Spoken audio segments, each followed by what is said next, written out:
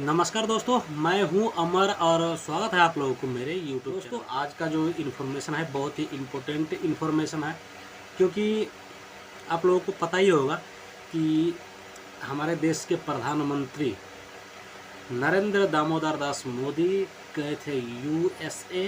वहां पर डिनर पर इनवाइट किया गया था, वहां पर बहुत सारे प्रस्ताव रखे गए। उसके बाद वहां से हमारे नरेंद्र मोदी सर पहुंच जाते हैं 2 दिवसीय यात्रा पर मिस्र यात्रा को विश्लेषकों ने द्विपक्षीय संबंध के लिए संभावित और यह भारत के लिए जो है एक गेम चेंजर के रूप में सराहा है। और आगे जो बातचीत हुई है इसके बारे में थोड़ा बात करते हैं। यह प्रधानमंत्री के रूप में प्रधानमंत्री मोदी की मिस्र की पहली यात्रा है और 1997 के बाद किसी भी भारतीय प्रधानमंत्री की पहली यात्रा है।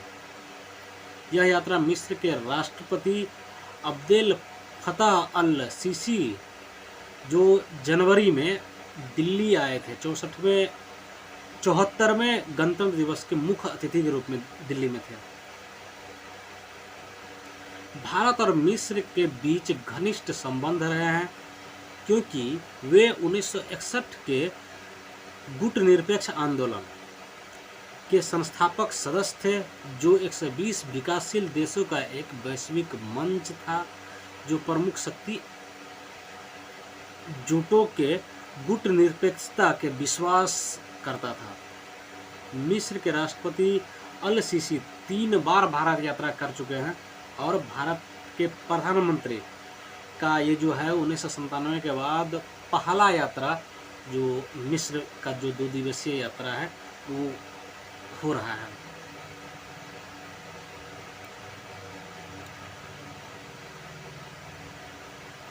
जीसीसी खड़ी सहयोग परिषद राज्यों से उन्हें पीएम मोदी क्या मिल सकता है, इसकी स्पष्ट सीमाएं हैं, इसलिए उन्होंने मिस्र का रुख किया। मिस्र से जो जीसीसी क्या क्या सहयोग मिल सकता है भारत को, इसके लिए जो भारत के प्रधानमंत्री नरेंद्र दामोदर दास मोदी जी हैं वो गए हैं मिस्र।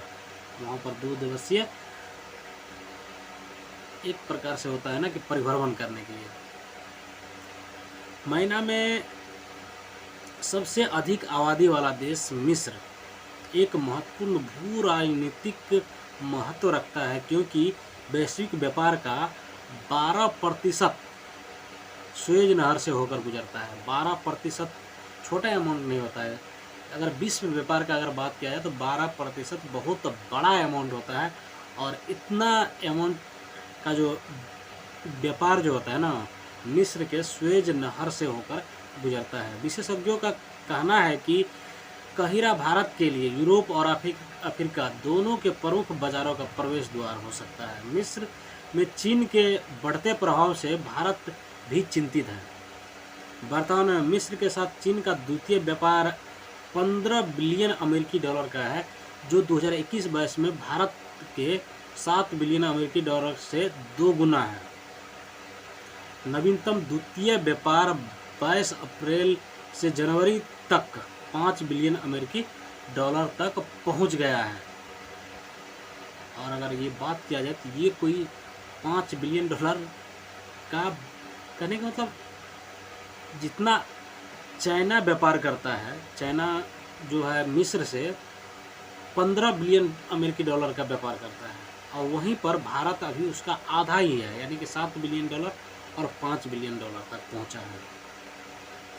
भारत विश्व मामले की परिषद नई दिल्ली के वरिष्ठ अनुसंधान साथी फजूर रहमान सिद्दीकी ने अल जजीरा को बताया कि भारत एक महत्वपूर्ण शक्ति के रूप में उभरने का इरादा रखता है।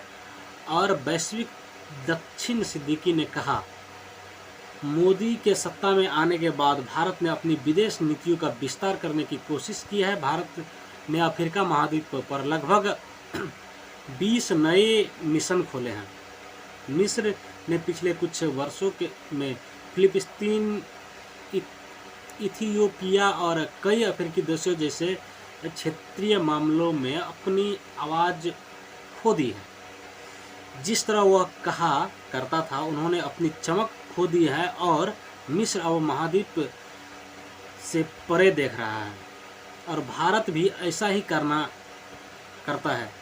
इसके बढ़ते कद के लिए संभावित होना, उन्होंने कहा कि मिस्र के साथ गठबंधन करके भारत अरब दुनिया, अफ्रीका और इजराइल तक अधिक गहरी पहुंच बना सकता है। दिसंबर 2022 में G20 की अध्यक्षता संभालने के बाद भारत ने मिस्र को अतिथि देश के रूप में भाग लेने के लिए आमंत्रित किया है।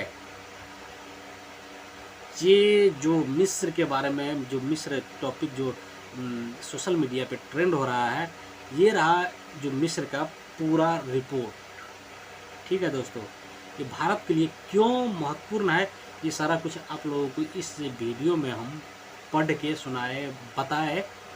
और इसीलिए मिस्र से व्यापार भारत का, कहने का मतलब, एक गेम चेंजर साबित होगा, क्योंकि जहाँ पर चाइना मिस्र से 15 बिलियन अमेरिकी डॉलर का व्यापार करता है, वहीं पर भारत अभी उसका आधा ही कर रहा है। तो वहाँ तक पहुँचने में अभी टाइम लगेगा, लेकिन भारत वहाँ तक पहुँचने की बिल्कुल कोशिश में लगा हुआ है और बहुत जल्दी भारत का ये सपना पूरा होगा।